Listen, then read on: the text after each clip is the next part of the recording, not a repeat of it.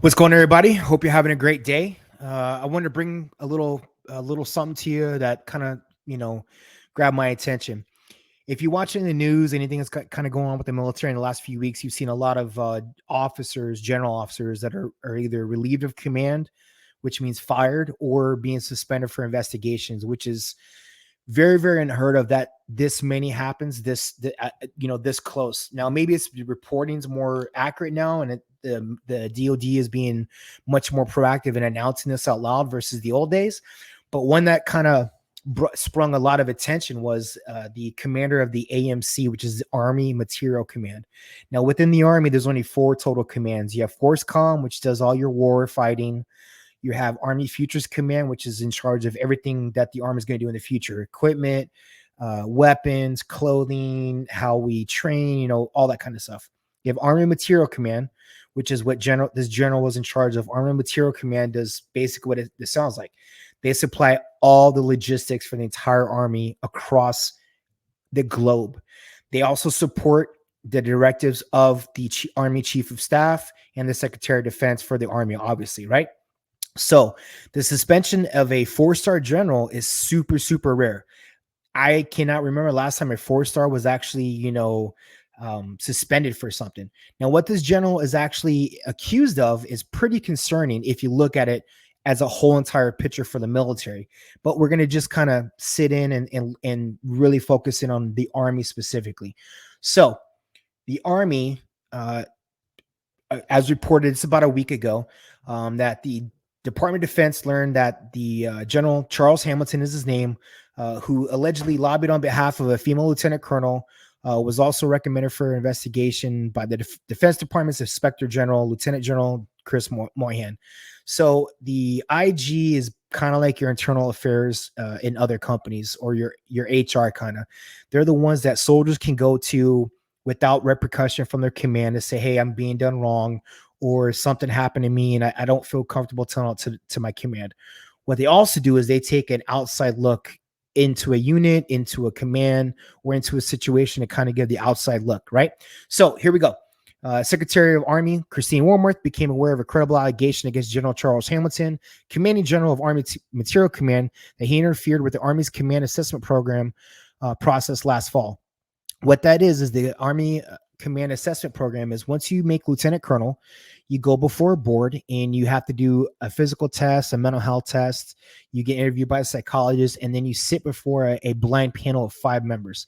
Now, when you sit with this panel, they ask you random questions about everything. Now, when you do this interview, it's behind a curtain, so you can't see who's interviewing you, and your interviewers can't see you.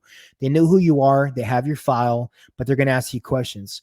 Also, what happens is before you actually go to this process, an email has been sent out to people that you've worked with, you worked for, and you've been in charge of.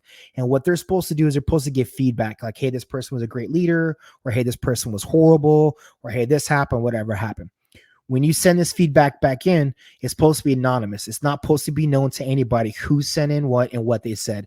The panel gets that and kind of makes an assessment based on those answers, and then that therefore then kind of goes into asking questions of you.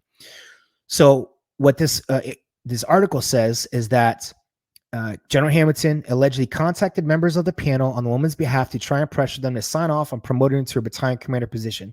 Despite his endeavors, the panel conducted she was unfit because of her ineffective and counterproductive leadership. The female officer was also rejected by a different assessment panel, but she was later placed on a selection list for command.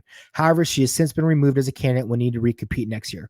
So, like I said before, in the assessment, the process is completely blind. 5 generals are pulled in at random to interview an unnamed candidate hidden behind a curtain. Officers claim this to avoid any bias. This assessment also consists of a physical fitness test, examination of communication skills, and psychological evaluations. Hamilton then reported asked for a second panel, claiming the first psychologist was too negative. It was approved because of a technical issue and rescheduled for 2 days later on November 1st. The approval of the second panel was unprecedented because Army rules state that a candidate must wait another year to be retested. In the first panel, the female officer was found unfit in a 0-5 vote, but the second panel only rejected her in a 2-3 vote. Hamilton's ability to lobby on officers' behalf is not clear because the generals are supposed to be chosen shortly before the test, but Hamilton somehow was able to contact 3 of the 5 panelists, according to military.com. Now, They haven't actually said that these other generals are going to be placed under investigation, which I would hope they are, being the fact that it was a 0-5 vote the first time and now you're 2-3, which means this general somehow got to them, right? The other thing that is very concerning is what's going on with our leadership across the Army right now. How is this possible that this colonel, which everybody in the Army knows, if you don't make it the first time at BCAP, you have to wait a whole another year? Never has it been reported that there's a second time vote, which the article clearly states. Not only does that happen, but in this interview from Army Times, who's the one who kind of uh, went a little more detail on what happened, was that the general had asked for a summary of the subordinate peer evaluations for this lieutenant colonel. Again, the evaluations are considered extremely sensitive in order to encourage respondents to provide honest feedback. So, like I said earlier in the video, those emails that get sent out to their peer, to the person's peers, subordinates, and who they were working for before, are supposed to be not known. You're not supposed to know at all, and it's supposed to be, blind. So, that this general asked for that is nuts. The second one, the four-star pressured Hendrick, who was the XO at the time, to grant the officer a redo according to the memo. That is crazy. O'Brien recalled granting the second chance solely based on General Hamilton's request.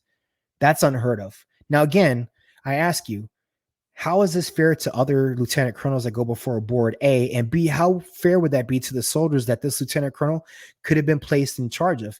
Think about it. Had this not come out, this lieutenant colonel was on the list, would have been selected to be a battalion commander and would have been in charge of troops, which is kind of scary to think about. Now, I don't know what this lieutenant colonel's MOS is or career field, but being in charge of any kind of soldiers, you would want someone that was selected based on their merit and their abilities, not based on somebody else, saying, hey, so-and-so should do it. What's kind of crazy is that in this article, it shows that the general was actually texting during the interview to find out how his subordinate was doing. So again, real quick video, just want to kind of show you something was coming up. Let me know what you think. If you've served, have you had officers above you or even NCOs or enlisted members that you're like, how did this person get there? I know it's, like I said earlier, is rampant across DOD right now with everything you see on the news with all these people getting relieved and fired and suspended. But let me know what you think in the comments. Please, if you like it, share, subscribe, and like the video. And if you don't like it, I appreciate you for watching. Thank you.